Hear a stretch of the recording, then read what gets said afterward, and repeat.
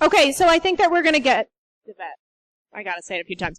So we're going to get started again, and this is going to be a conversation around marketing, branding, how does that part of building your business. And I've thought about like how long we've not done any of those things, and how, like, if you told me 4 years ago that you should have a website for your weed business, I would have died. So I've known Alexa for a while now. They've recently rebranded to Maya Media. They've been working with the cannabis industry for way longer than there were websites and Instagram accounts and everything else.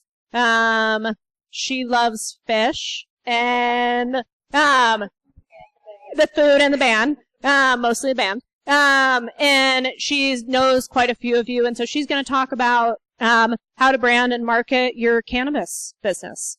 Thank you.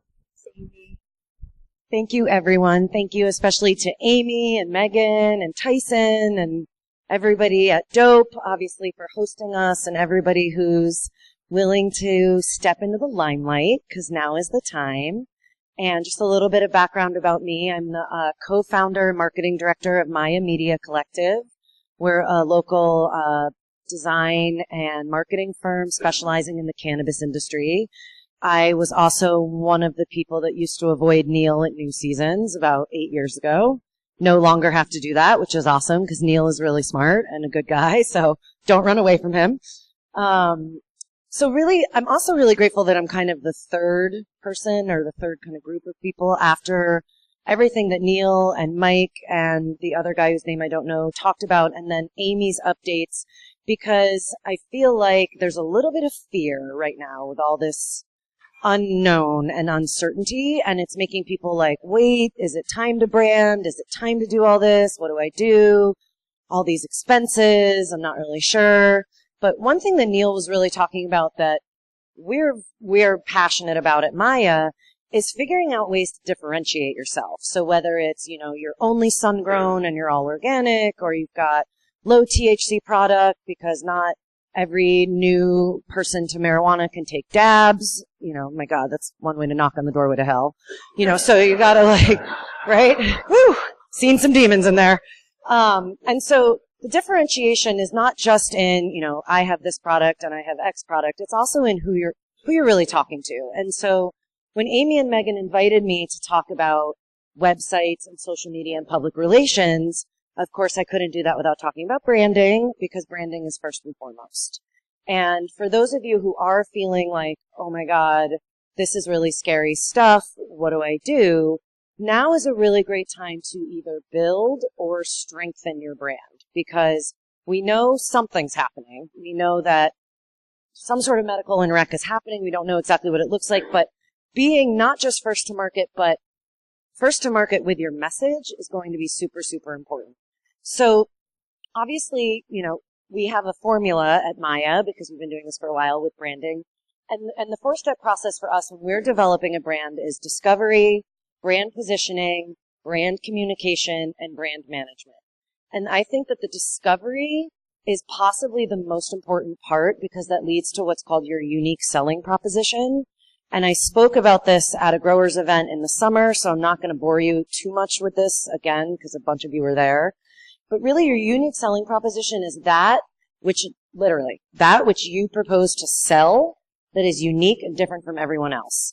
And it's super, super important right now, because Oregonians can no longer rely on having the best product as your uniqueness, because everyone has the best product. We live in Oregon. We actually secretly, don't tell California and Colorado, have the best product ever. So that's not unique in Oregon, and that's not going to set you apart. You got to be more creative than that. So your brand is literally your promise to your customer. It's what they can expect from you, what they can expect from your product and your service, and why you're different and better. So it's super important to develop this unique selling proposition before you build your website, even before you write your tagline, even before you design your logo. And don't get me wrong, we have a lot of clients who've done it backwards, and that's great. We're going to help you. We have people who come to us and I'm like, well, what's your unique selling proposition? And they're like, well, we're called XYZ. And I'm like, well, what does that mean to the consumer? Like, you can be called I'm the greatest dispensary.com, but what does that really mean? So figuring out who you are and what you can deliver to your customer above and beyond just having the best product is going to be a super important cornerstone when you're thinking about setting yourself apart. So something really cool happened to me the other day. I'm going to put down a piece of paper because I can pretty much talk to you about this in my sleep. I have a coaching client. I offer marketing coaching, and he was talking about how awesome Oregon is and how we're all so great and we have the best product and all this stuff. And he was like, what if all these farmers and processors and growers come together and create a unique selling proposition around Oregon? And it got me thinking about the beer industry. And, you know, we've got Rogue and Deschutes, and I talked about this at the growers event in August. McMinimans, maybe they don't have the best beer, maybe they don't even have the best food, but they are certainly an Oregon lifestyle brand. Everybody knows where the Crystal Ballroom is. Everybody knows about the Edgefield. They were just brewers originally, and they've created this amazing Oregon lifestyle brand that we can all identify with. And as we start to go national, and as this starts to become more and more mainstream, Oregon really does have an opportunity to create this amazing Oregon brand. Stumptown Coffee is everywhere. Pock Pock is in New York City now. I mean, Andy Ricker is super famous, and he started with Oregon restaurants. And so let's make sure that this awesomeness of Oregon is part of what we're conveying, especially on a national level, because guess what, guys? Willie Nelson, Bob Marley, and Snoop Dogg, how are we as individual farmers going to compete with those guys? They have tons of money. They can afford 280E. They can afford the lawyers that can get them out of 280E. And they're authentically weed brands in themselves. If Rush Limbaugh started a weed brand, I'd be like, ooh, that's kind of weird, right?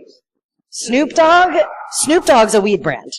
Bob Marley, that whole family, I mean, they're talking about opening a national chain of Bob Marley weed stores with their own edibles, their own concentrates, their own flowers, obviously all the merchandise that goes with that. I don't think any of us can compete on that level right now. I'm not saying we won't be able to in the future. So that's where this unique craft brewery, Oregon lifestyle, we secretly grow the best weed, let's make that not a secret anymore, kind of brand positioning and unique selling proposition can play into our benefit. So after you have your brand, you know, all good, and you're feeling really good about it, you've got your mission statement, your tagline, your logo, that's when we want to move into your website. And like I said, it's fine. People have been doing it a little backwards. We're going to help you, but it's really easy to say, well, I've got this really great name. I'm just going to build this website. I have no idea who I am. I'm not sure who I'm talking to. I'm talking to everybody. Let's go. And it's like, yeah, that's cool, but competition is getting much more fierce. And we got Willie Nelson and Snoop Dogg and Bob Marley. So, you know, keep that in mind. So gone are the days that you have to spend $20,000 on a 15-page HTML website that's, you know, super hard to update, and, you know, you have to have, you know, a background in rocket science just to change your menu. You've got Leafly, and all those guys have your menu plugins. We do think that, honestly, it's just like doing your build-out or your security. Do this the right way from the beginning. Create a budget. Don't skimp on the budget. It's really one of those things. It's like all these guys were talking about right before me. Don't go, oh, I don't need this permit. I'm cool. Don't do that with your website either. Like, oh, I got this. I don't need to think about this. I don't need to budget for this. I mean, you really don't need to spend much more than probably $200 to maybe $7,500 on your website, depending on the bells and whistles. We have a client in California that's spending a huge amount of money on a massive site because they want data. They're one of the oldest dispensaries in California. They want massive data. They want, you know, a Shopify site. They're planning on being able to sell things online. That's different. To convey your brand and your unique awesomeness and who you really are, you don't need to break the bank. But just like you would set aside money for your build out and your security plan, don't skimp on this, because you don't want to have to go back and redo it. That's just, you know, because by the time you go back and redo it, you're going to want to strengthen your brand, strengthen your tagline. You don't want to go backwards. Always be moving forward. So the website is, you know, doesn't have to be major, but it has to be something. You know, and yes, You can go to Kinko's and get your logo done and print out your business cards and do. But again, Willie Nelson is not going to Kinko's, and Willie Nelson is not spending $1,000 on a landing page. He's doing it right. And if you want to even begin to convey how awesome Oregon is, you've got to do it correctly as well. The other two most important things about your website is mobile. Mobile's everything. I don't know if there's any techie or geeky kind of people in the room, but Google, thanks Google, new algorithm came out like yesterday. And I can't keep up with these guys. I mean, I would just, they hurt my brain. New algorithm came out that if you don't have a mobile site, you won't get found in search. So somebody goes in and they say medical marijuana dispensary, Northeast Portland, and your site isn't mobile, you don't have a competing chance anymore. And so again, do it right. So when Google comes out with their next crazy thing that nobody understands, it's not a total scramble. It's like, oh, okay, we got a little update. We can handle this. No big deal. You're not going to spend another 20 grand on a new site or another 10 grand on this and that. So mobile's super important. I mean, we all do everything on our phones. So when you're talking to a web developer or a firm like mine or, there's other firms in town, make sure you're talking and thinking about having a mobile site as well, and just think about how much you use your own phone. So it kind of makes sense. Last but not least, and then this leads to social, is your blog, your website. This is the hub for your content.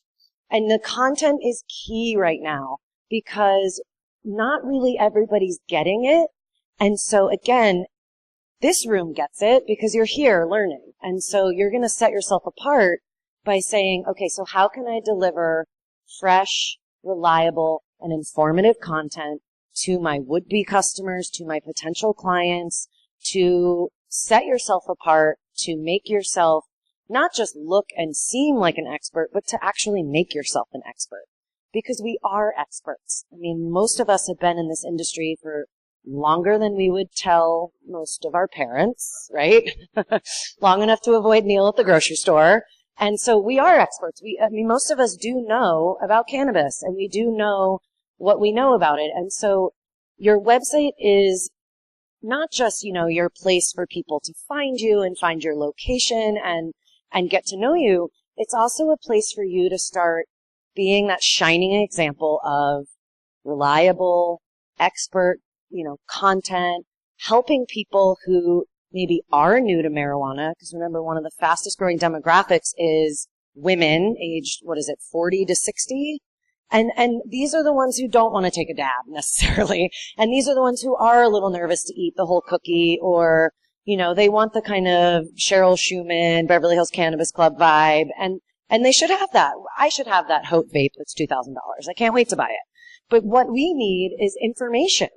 We need to know that there's dosage in this edible, that there's different kinds of flowers, that there's ways to use marijuana safely and effectively. And that really does start with your central hub, which is your website. So branding, thoughtful positioning, website, mobile, content. Those are just kind of the key takeaways from the first of my spiel. And now social media. Social is so crucial right now because it's a way for you to advertise without all of the restrictions. So you can't you are a grower, a processor, a dispensary owner. Facebook isn't going to let you place Facebook ads. Google's not going to let you do Google AdWords or pay-per-click. I mean, God, I don't know. I could say that and they just change their algorithm again. Who knows? I can't keep up with them. But right now, we're seeing that there's kind of an uncertainty and there's a little bit of a gray area with how people who are directly involved in the cultivation, processing, and selling of a federally illegal drug can advertise themselves.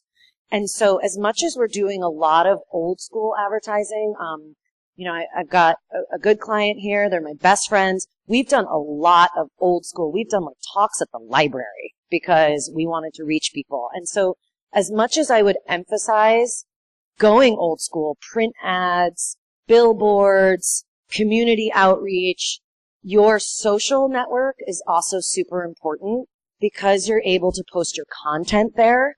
And you're able to get your products out. And so one thing that I do predict is going to happen, though, as much as Instagram is everything in this industry right now because of weed porn, that's what we're calling it, weed porn is major.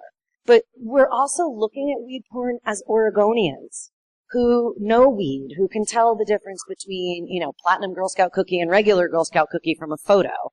I mean, I'm starting to lose my mind over this. Like shatter, like it starts to all look the same after a while.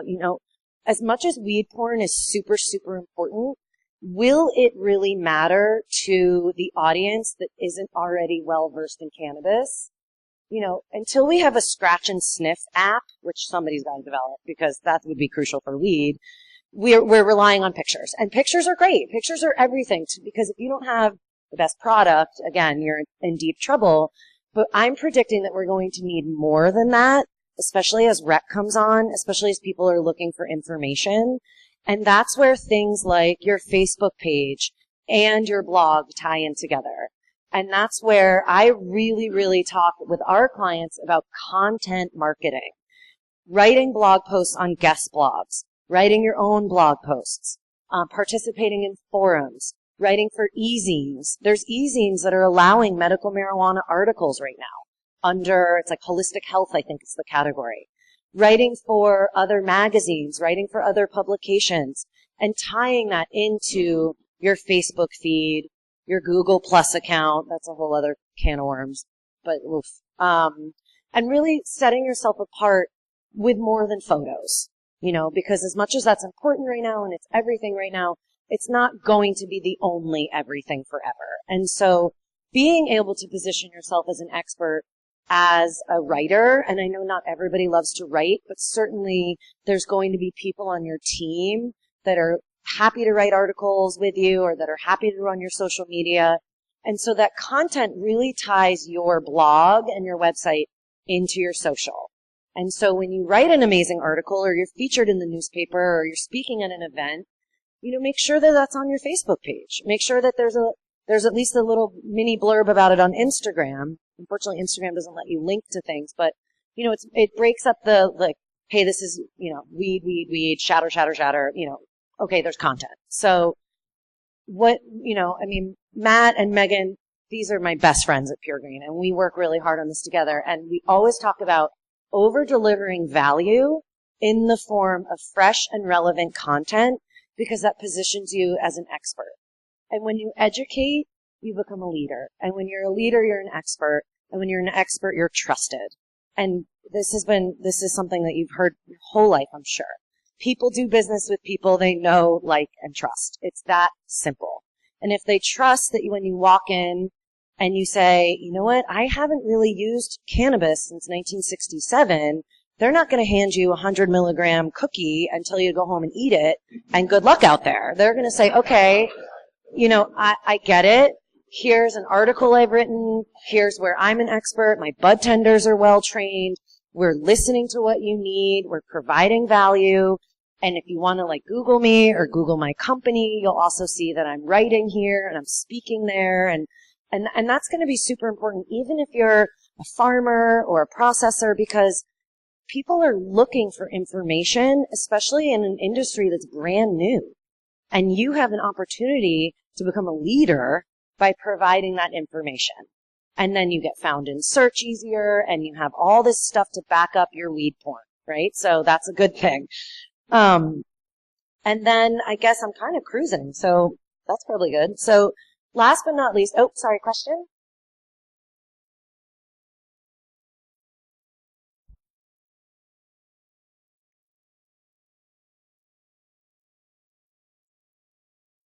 I totally understand.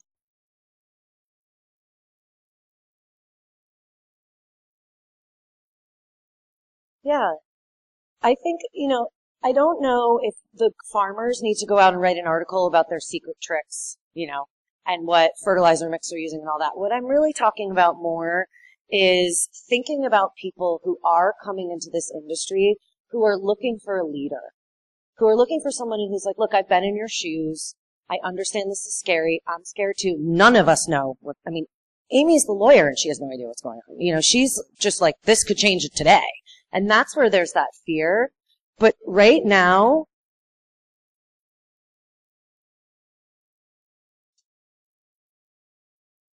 oh, honey, I totally get it.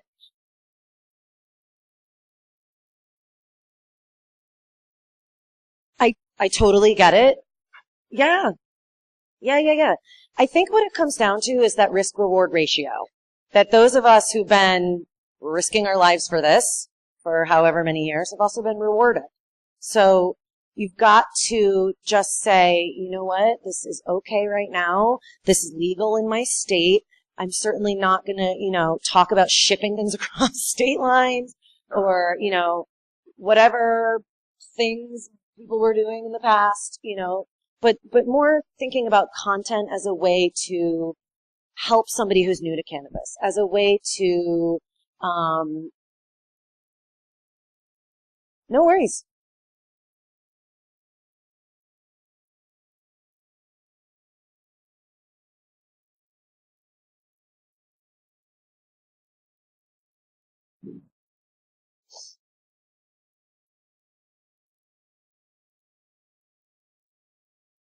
Yeah. So maybe it doesn't need to be one blog post about CBDs or terpenes or whatever, because that's going to be, nobody's going to read that much copy, but you can do a campaign, a series. So you can break it down into 10 parts. Let's say it's a 10-part series, and this is just kind of off the top of my head. So it really, yeah, and it's very basic, and then if you're finding that your audience wants this deeply scientific stuff, then you can say, here's a link to a free report that I just wrote, and start to build an email list, because that's another way to tie your content in. And something that I meant to say earlier about content and your blog and your Facebook page and your email list is that you own that content.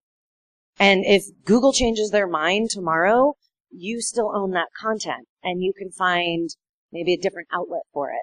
But it doesn't need to be, and I understand the writer's block. I'm lucky that writing comes naturally to me. I have a degree in journalism. But even I sit down and I'm like, oh my God, what the hell am I going to say? Like, how much can I talk about weed?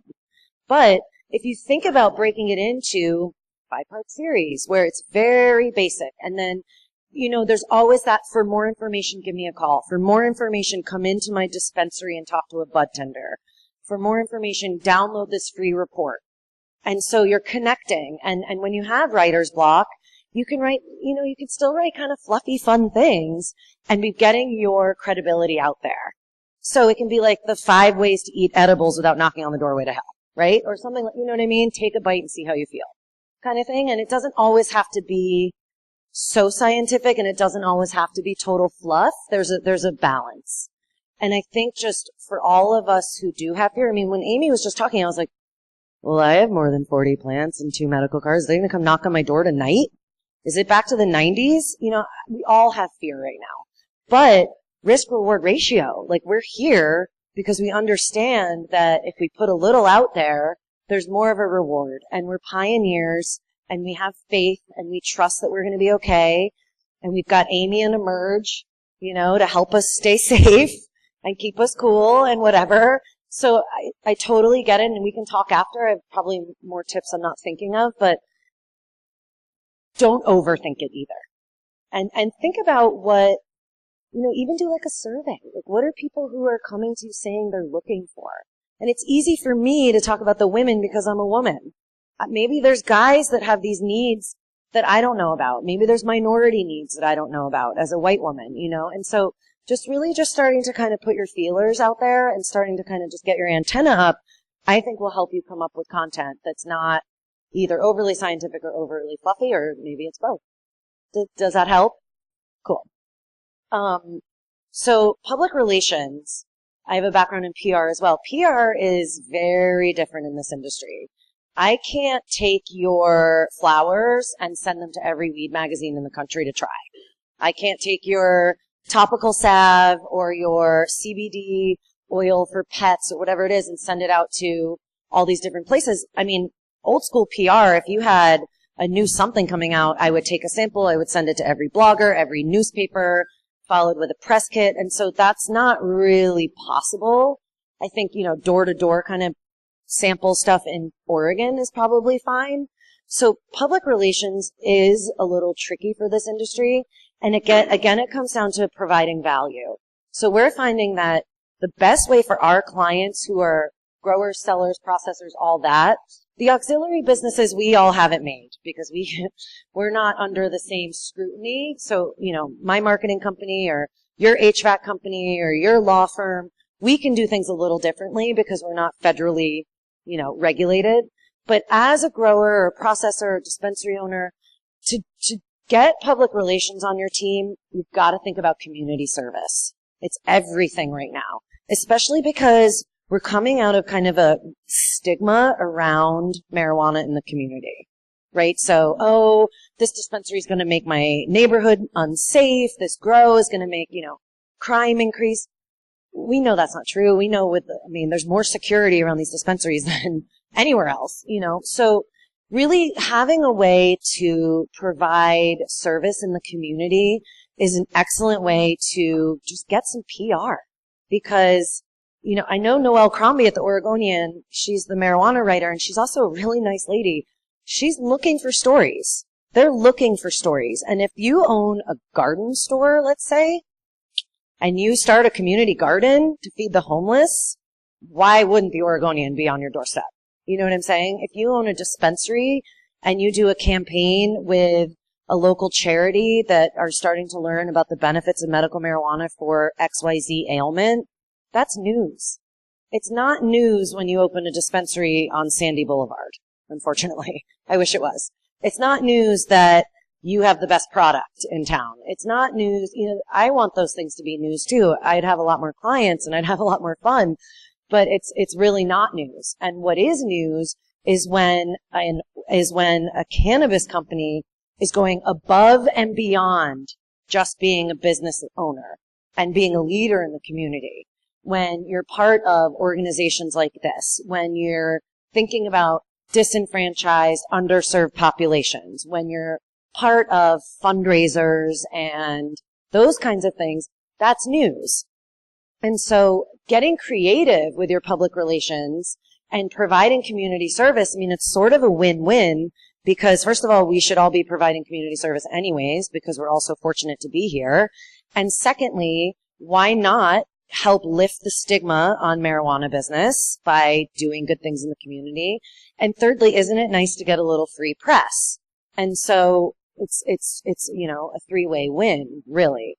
And again, it's just like the blogging. It's down to getting creative. And so what is a need in your immediate neighborhood? What is a need in your community? What are you seeing people are looking for? People, I know that there's a couple concentrate companies in town that donate product to kids with seizures, high CBD oils to kids with seizures.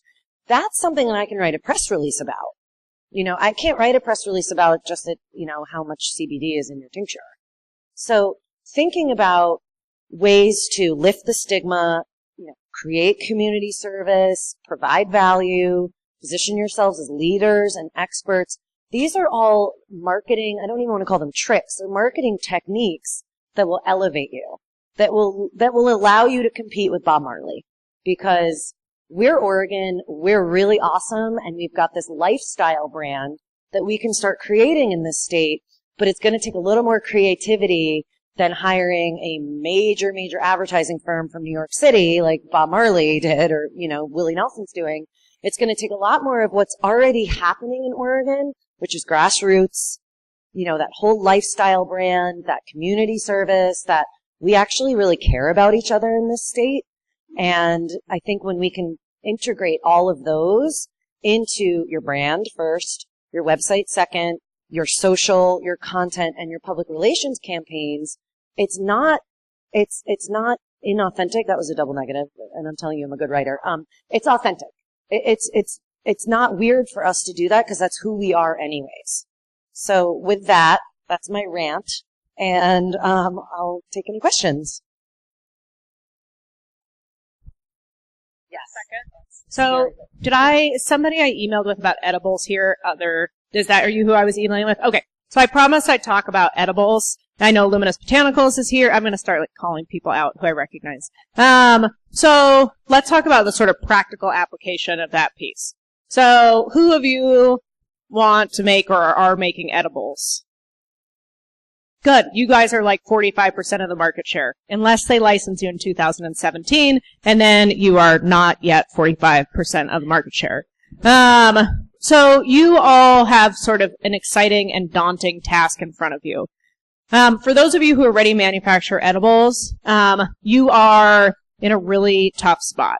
Today, the Oregon Health Authority, they're not going to be happy with me, but I had a meeting about edibles, and that's because we're having problems. There's inconsistency in the labeling, and there are people being yanked off shelves, and it's making it very, very challenging for those of you who are either in the market or want to enter the edible market to understand how to move forward if you engage Maya Media. How do you move forward with your branding? How do you move forward with your PR? How do you know how much money to invest in the process? I mean, those are good, legitimate, real questions you should be asking.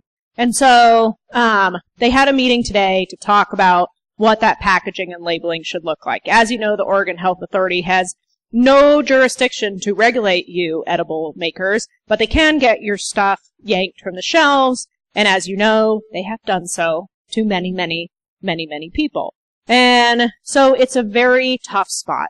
So the only rules you have for right now under the medical program, just assume that like the entire medical program is about to get regulated. So the only rules you have right now are found at the very end of the Oregon Health Authority 333 or 0. I can't remember even what the administrative rule number is off the top of my head, but they're at the very bottom, and it says, not packaged, marketed to kids, not in shapes that look like they'd be attractive to kids, and they have to have it in bold font, bigger than any other font on your package, warning, keep out of the reach of children, and if they want, they will come yank your gummies or your sour bots or your whatevers off the shelf, although they will do it randomly and capriciously, and they will not pull some people and they'll pull other people. So what we're going to see happen here is those packaging and labeling requirements are likely to significantly change. How they change will depend on how much input they get from the cannabis community about how important edibles are to this market. I mean, who saw the tax revenue projections OLCC just released? Okay, 17.7 million. Did I get that number right? 17.8 million. So the Econ Northwest prediction was 78 million, something like that. So when they were running the campaign, they predicted that the tax revenue generated from OLCC recreational sales would be 78 point something million dollars. And they just released new predictions for 2016 and 17, which is like 18 million. So something like that. I mean, that's like a kind of enormous drop, right? So imagine if you took edibles out of this market. So when it will be like $20. I don't know what the number will be. Something much lower. So when you're talking about how to market, and before I move on, we also really don't know in the rulemaking process, and it is likely they're going to announce the rules advisory committees next week. Don't hold me to that. They're already 3 weeks late, but they're likely to make that announcement next week. And one of those will be an edibles committee. And one of the things they will talk about is how you package your edibles, how you manufacture edibles.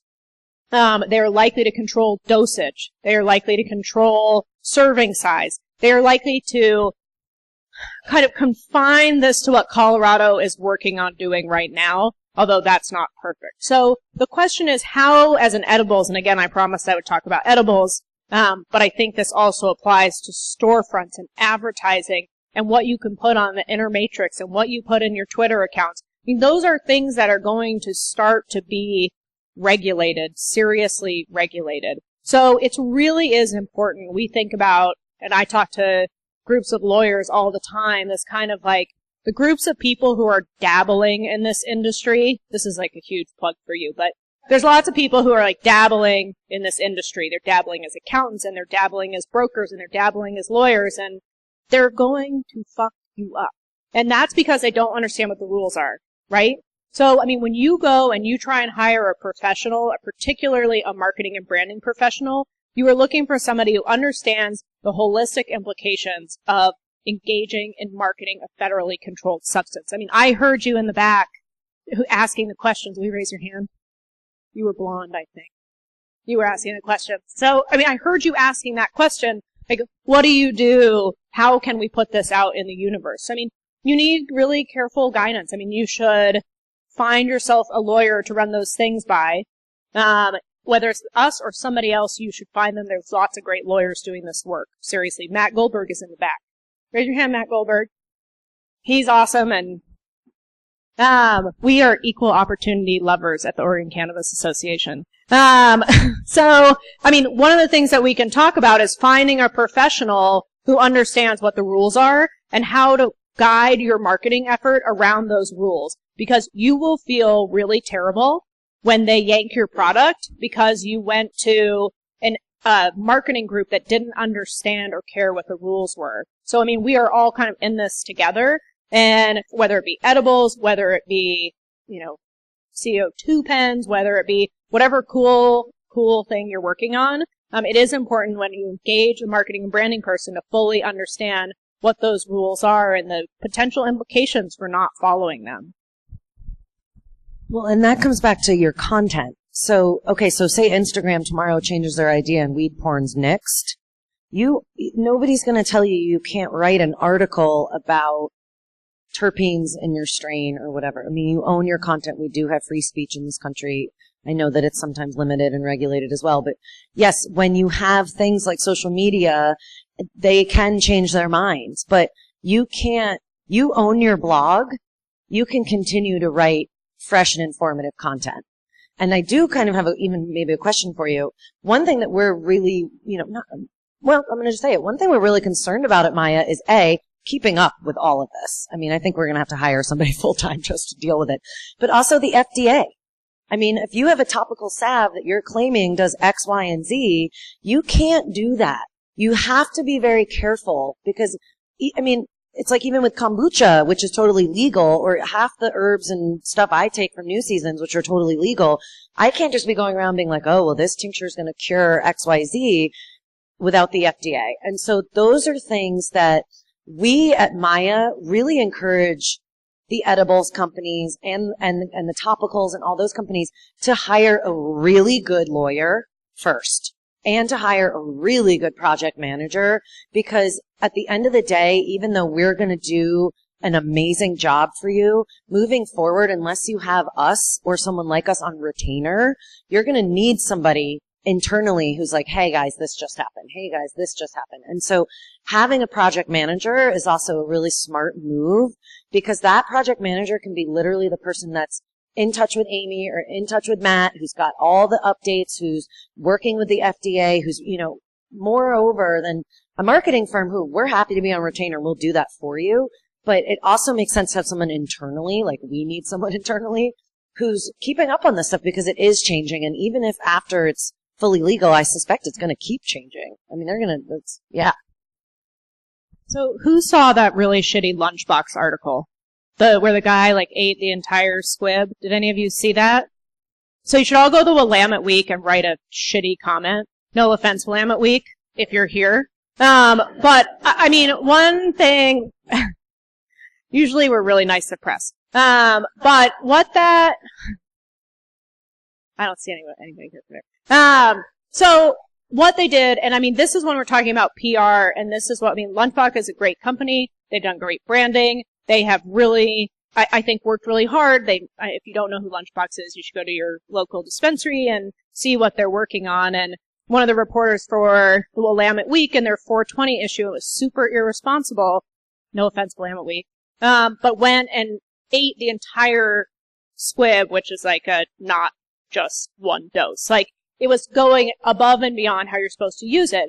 And engaging a good PR person to sort of counteract this, stupid video. This guy, filmed himself eating the entire thing, and it was awful. So, and it doesn't help this industry as a whole. So, I mean, those of you who are engaging PR firms are going to see that more and more and more. I spoke at the Travel Oregon conference. It's like a tourism conference.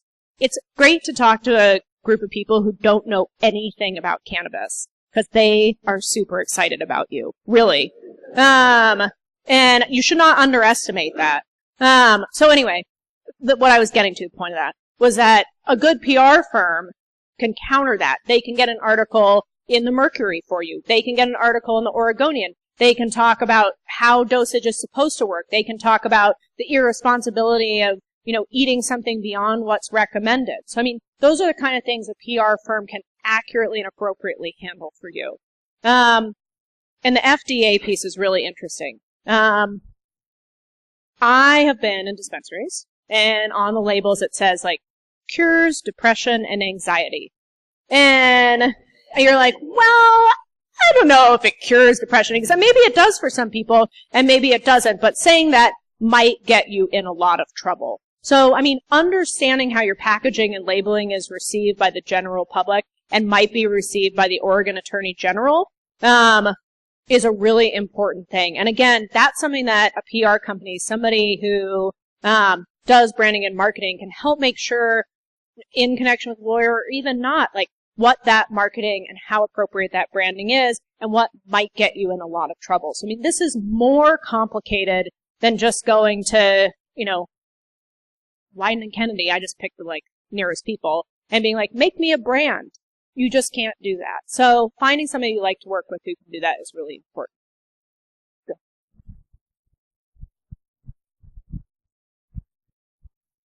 That is. You should all sue Privateer. I'm just kidding. You should totally not sue Privateer. They did just call you criminals and bootleggers in the Willamette Week, speaking of the Willamette Week. So I don't know how they do get away with that. It's a really good question, and I suspect that one day in some state, I've handled in my other life a number of their unfair trade practices cases, believe it or not, because anyway, Attorney General handles them. They're really expensive, and Attorney General in Oregon, their branch of that, likes these cases. They did it for HCG and other things. They do it for giving circles and pyramid schemes and everything you can think of that falls under A through W in the Unfair Trade Practices Act. So, they're coming. They just don't have cards, so they can't get in dispensaries yet. So, do you all have any other questions? Go ahead.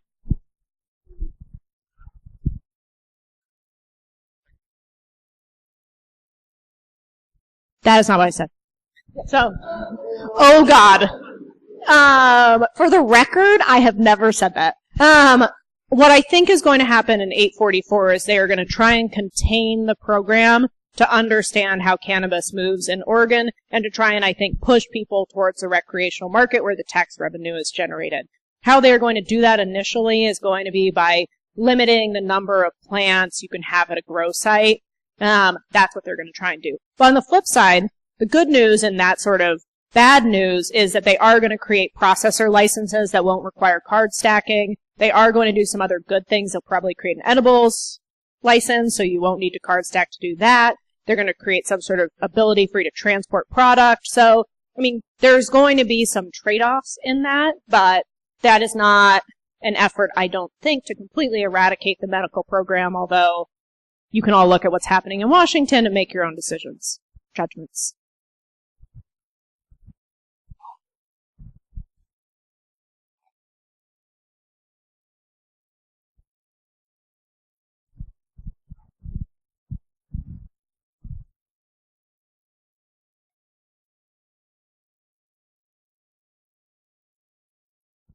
I think you're all under those restraints now. The unfair trade practices is different than the FDA, which is different than the commercial licensing of kitchens.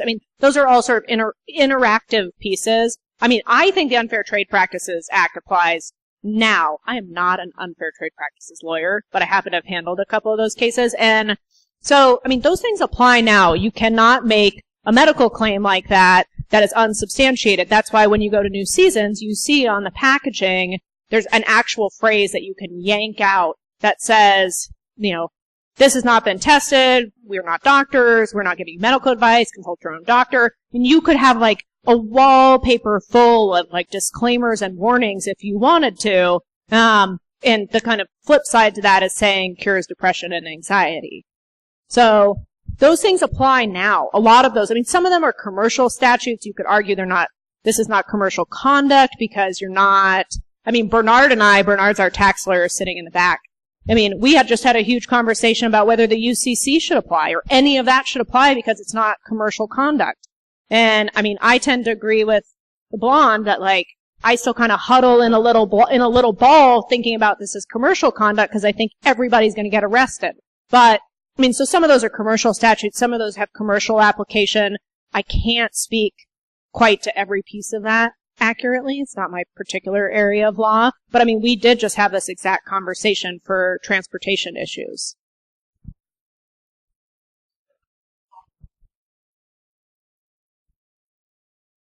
Well, and I don't want to take up too much time because I want to make sure we move on next. And then at the very end of all this, I think we should like have a little bit of an open conversation about what you would like to see the next event after the next event, which we'll announce at the end. Doesn't make any sense. So the answer to that question is that will all fall under the wholesaler license when rec happens. What that will look like is the most untapped question, I think, in terms of licensing. It will either be the most valuable license or it will just absolutely be a terrible license because you're in the truest sense trafficking and again, Bernard can chime in on this, but I mean, you're trafficking with no cost of goods sold. So it could be the most, and they could make you have armored cars and vaults and armed security guards and all those things, or they could let people continue to operate their wholesale transportation delivery businesses as they have now, more like that traditional broker role in this industry. So I don't know what it will look like. I don't know how it will play out. Nobody is talking about it yet. It's fair game. So get set up now or don't. Hard to know. So let's say thank you to Alexa